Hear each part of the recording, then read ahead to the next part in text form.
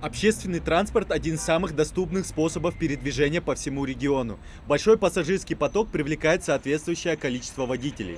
Дело ответственное, ведь от профессионализма шофера зависят десятки жизней. В таком доходном бизнесе нередки нелегальные перевозки. Мероприятия по выявлению недобросовестных перевозчиков уже стали традиционными в Ингушетии. На этот раз сотрудники ГИБДД и Ространснадзора устроили проверку на одном из самых оживленных участков автодороги города Назрань. Соответствие транспортных средств установлено требованиям, стандартам, и в том числе пресечение нелицензированной деятельности лиц, занимающихся данной отраслью.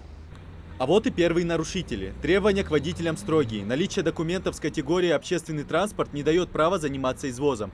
Также одно из золотых правил – безопасность. Аварийная дверь должна быть исправна и открываться без усилий. Вышло постановление правительства 195 от 27.02.2019 года, где четко прописано, что с 1 марта все собственники, юридические, индивидуальные предприниматели для собственных нужд, у кого был транспортное средство автобус Н2, Н3, они должны иметь при себе лицензию.